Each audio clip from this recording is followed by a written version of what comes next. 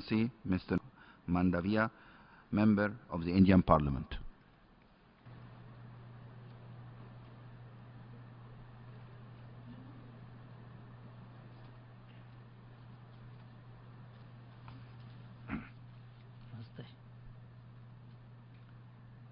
Mr. President, I am honored to address the General Assembly at the historic 17th anniversary of the United Nations. This organization embodies humankind's faith in dialogues or war and in collective progress over individual gains. As in celebration its 17th anniversary, its founding creeds of maintaining international peace and security, developing friendly relations among nations, and promoting social progress, better living standard and human rights for all is more relevant than ever. Mr. President, India attaches great importance to the work of the Economic and Social Council. The Council plays an important role as a principal body for coordination, policy review, policy dialogue, and recommendations on issues of the economic and social development. As the transition into the new 2030 Agenda for the Sustainable Development, which is a path-breaking new templates of action across the three dimensions of economic growth, social inclusion, and environmental protections. The ECOSOC's effective discharges of its functions will be of even greater importance. Of equal importance will be for ECOSOC to rejuvenate itself, making it more action-oriented, policy-relevant, and responsive to the new development agenda. Mr. President, we are grateful for the reports of the Economic and Social Council for the year 2015. The report usually enumerates the activities of the councils during this period. We commend the outgoing President and the Bureau for the stewardship of its activities.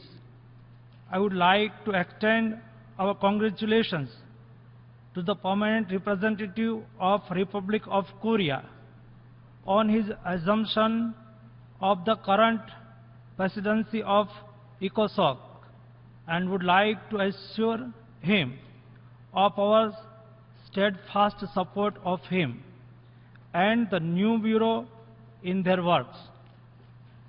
Among the important discussions organized by the ECOSOC in the past session was the dialogue on the longer-term positioning of the United Nations Development System, a discussion made all the more topical by the new development agenda.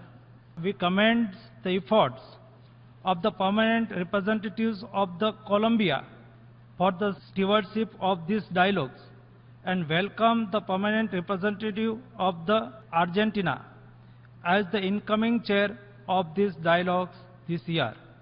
Mr. President, as the Prime Minister of India, His Excellency Mr. Narendra Modi emphasizes in his address to the United Nations General Assembly this year, the 2030 Agenda for the Sustainable Development is lofty and its goals are comprehensive. It gives a priority to the problems that have endured through the past decades, even while reflecting our evolving understanding of the social, economic, and environmental linkage that defined our lives. India was a key and active participant in the process that led to the adoption of the new agenda, with the set of SDGs at its core. India's voice in the negotiations was that of all developing countries. We now look forward to working closely with all delegations to ensure that the 2030 agenda is implemented in its letter and spirit. In this objective, the ECOSOCs and the high-level political forums will play a central role. It is our expectation that the ECOSOCs will address sustainable development challenge from the prime of the poverty eradications as our central and overarching objectives. Ending poverty by 2030, which subsumes the provision of the essential amenities for dignified existence, such as food, clean water, sanitation, electricity, good health, literacy, transportation, and a roof over the head. It rightly at the core of the 2030 agenda. It is our expectation that the ECOSOC will prioritize the attainments of robust, inclusive economic growth in developing countries. And for this, it will strengthen the partnership between developed and developing countries to make this more meaningful. It is also our expectation that the ECOSOC will address the issue of the environmental degradations and climate change with a sense of urgency, focusing on reforming the unsustainable consumption patterns in the development countries and affording enhanced financial and technological support to developing countries in the transitioning their economics to progressively more sustainable pathways. Mr. President, India's success in sustaining robust economic growth to eradicate poverty will contribute in no small measure to the global achievement of the SDGs. The process of doing so will bring forth technologies and pathways to progress that can be shared with other developing countries to enable them to also achieve a sustainable development. Mr. President, India is fully committed to ensuring a life of the dignities to all its people.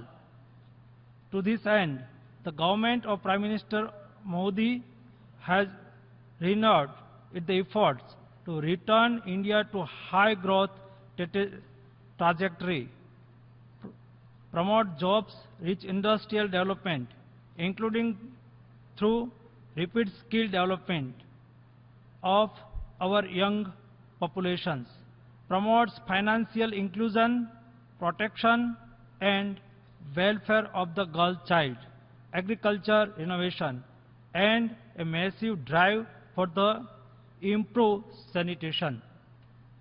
At the same time, we in India realize that the pursuit of the economic growth and development cannot be business as usual. Even though we did not create the problem, India has every intentions of being a part of the solution when it comes to climate change. The solution lies in pursuing policies that, rather than blindly applying the development model that has brought humanity into a clash with nature, promotes a more holistic relationship between growth and environment. Prime Minister Modi has sought to do this by hearkening back to our civilization's ethos of the harmony with nature, or treating nature as a partner, not as an adversary. Prime Minister Modi has spoken of the achieving the same level of the development, prosperity and well-being without going down the path of reckless consumption. And his belief is that by doing so, it does not necessarily mean that our economies will suffer, but rather that they will take on a different characters. India's planned objectives of ending 175 gigawatts of clean and renewable energy to our energy mix, reducing the energy intensity of our GDP by 35%. By 2030, achieving 40% of the electricity generations for non-fossil fuel sources, and to create an additional forest sink of 2.5 and 3 billion tons of the carbon dioxide equivalent, are evidence of our seriousness for addressing the environmental sustainability of our growth. In conclusion, Mr. President, allow me to reiterate India's commitment to the work of the ECOSOC and its active and constructive engagements in its works in the coming months. I thank you. Namaskar.